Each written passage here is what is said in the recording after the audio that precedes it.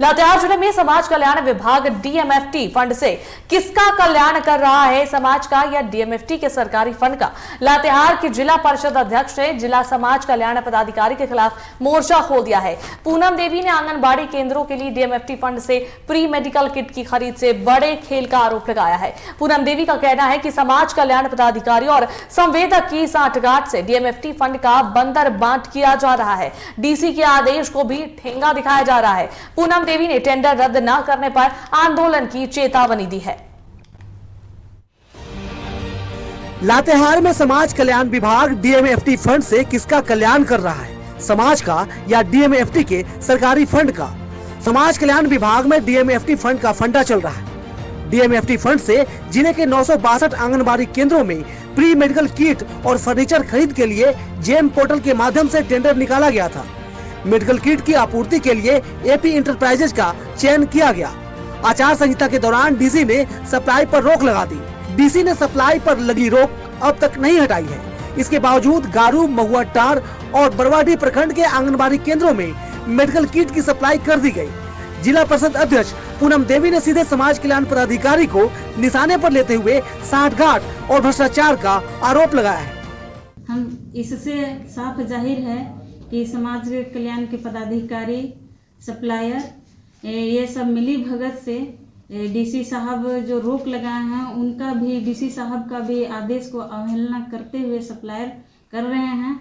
Supplier करके पैसा निकासी में लगे हुए हैं। आरोप है कि प्री मेडिकल और फर्नीचर किट में कुल 16 सामानों का बाजार मूल्य 25 से 30 हजार रूपए है, जबकि संवेदक ने 78,000 रूपए वसूले।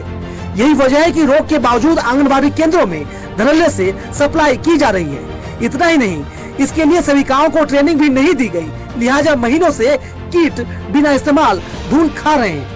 मेडिकल किट मेरे यहाँ 8/10/2024 को आया। अच्छा, कौन पहुँचाया है? सप्लायर के द्वारा यहाँ पहुँचाया गया। रिसीव कराया, लेकिन हम लोग को रिसीविंग पेपर नहीं दिया। सुपरवाइजर दीदी बोली थी कि सामान जा रहा है, जगह जगह में ले लीजिएगा। और सप्लायर लोग भी बोला था कि आपके यहाँ जाएंगे सामान पहुँचाने मैडम। सामान का यूज तो बच्चा लोग को नहीं हो रहा है। हम लोग को जैसे कि मेडिकल किट वहाँ बहुत सारा दिया गया है, उसका हम लोग कोई ट्रेनिंग नहीं किए हैं, तो उसको कहाँ यूज करेंगे हम लोग। आने से पहले आया, गाड़ी आया था, बोले कि सेंटर का सामान आया है, तो हम लोग अंदर कर दिए। समाज कल्याण विभाग पर डीएमएफटी फंड की लूट का आरोप लगाते हुए जिला परिषद अध्यक्ष ने डीसी से उच्च स्तरीय जांच की मांग की है। पूनम देवी ने टेंडर रद्द न होने पर आंदोलन की चेतावनी दी है। मैं डीसी महोदय से भी लिखित तौर पर भी मैं जांच करने के लिए मांग करूंगी और उच्च स्तरीय भी जांच करने के लिए मांग करूंगी। इस टेंडर पर तुरंत अविलंब रोक लगाया जाए। बीते दिनों पूनम देवी ने ही इसी तरह डीएमएफटी फंड के तहत ही आंगनबाड़ी केंद्रों के लिए प्री स्कूल किट की खरीद पर सवाल उठाए थे। समाज कल्याण पदाधिकारी पर ही संवेदक से सांठगांठ के आरोप लगाए थे और अब प्री मेडिकल किट की खरीद में भी अनियमितता का आरोप मढ़ा है। पूरे मामले पर डीसी उत्कर्ष गुप्ता ने कैमरे पर कोई प्रतिक्रिया नहीं दी। हालांकि उन्होंने इतना जरूर कहा कि मामले की जांच होगी। पूनम देवी के आरोपों में कितनी सच्चाई है, इसके लिए जांच जरूरी है। जांच से ही डीएमएफटी फंड का फंडा सभी को समझ आएगा। टीवी 45 के लिए लातेहार से रुपेश अग्रवाल की रिपोर्ट। और इसी पर अधिक बातचीत करने के लिए हमारे संवाददाता रुपेश जुड़ रहे हैं, सीधा उनका रुख करेंगे। रुपेश, लातेहार की जिला परिषद अध्यक्ष ने जिला समाज कल्याण पदाधिकारी के खिलाफ मोर्चा खोला है। पूनम देवी ने आंगनबाड़ी केंद्रों के लिए डीएमएफटी फंड से प्री मेडिकल किट की खरीद से बड़े खेल का आरोप लगाया है। क्या कुछ बातें निकलकर सामने आ रही है, क्या कुछ आरोप उन्होंने लगाया है?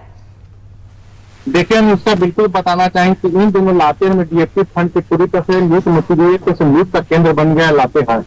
अगर हम बात करें तो जिले में या प्री स्कूल किट का मामला हो या प्री मेडिकल किट और फर्नीचर सप्लाई का, तो पूरी तरह से पैसे का पंद्रहवाट का मामला सामने आ रहा है।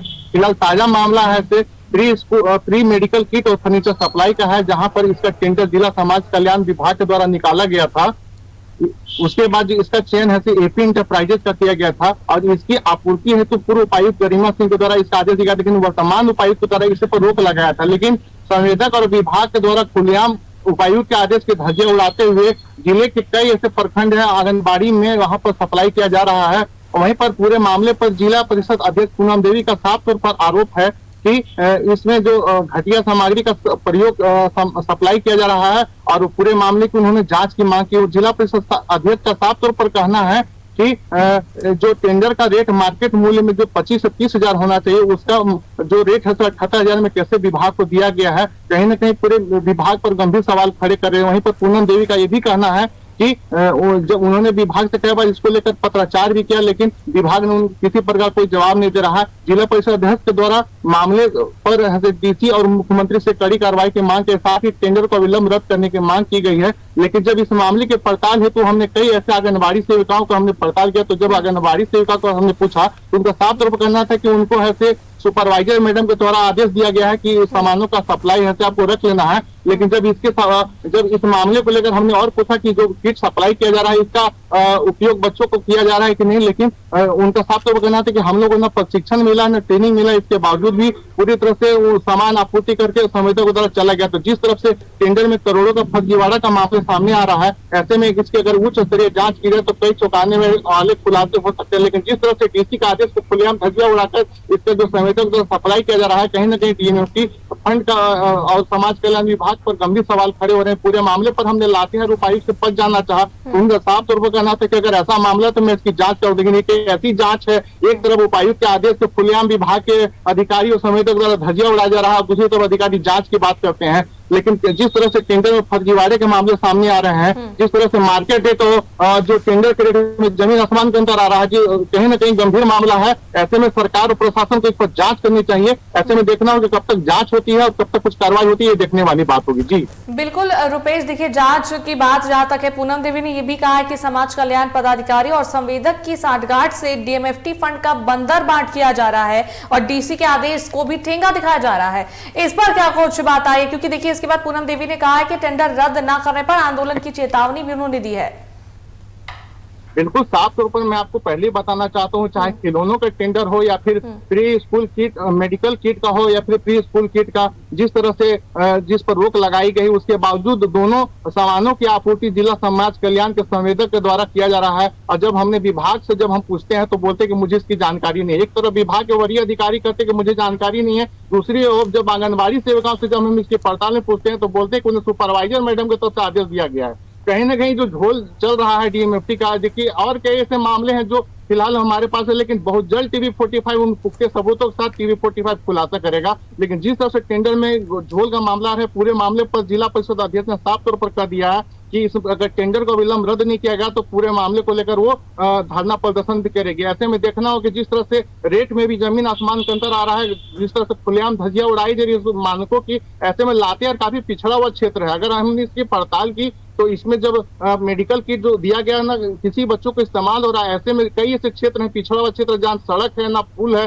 अगर उन पैसों का उपयोग उन योजनाओं में होता तो शायद इसका एक परिणाम एक अलग देखने को मिलता, क्योंकि हमारा लातेहार आज भी पिछड़ा हुआ क्षेत्र है। लेकिन जिस तरह से समाज कल्याण में चाहे वो बर्तन की खरीदारी हो या फिर प्री मेडिकल किट खिलौने की खरीदारी हो, फिर स्कूल किट की खरीदारी, उस पर कहीं ना कहीं जिस तरह से करोड़ों के रुपए के पानी की तरफ बहाए जा रहे हैं, कहीं ना कहीं विभाग पर गंभीर सवाल खड़े हो रहे हैं। तो ऐसे में देखना हो कि प्रशासन की नींद कब खुलती है और सरकार कब इस पर जांच करती है कि इसका उच्च स्तरीय जांच बैठा दिया जाए, तो कई तरह के खुलासे हो सकते हैं।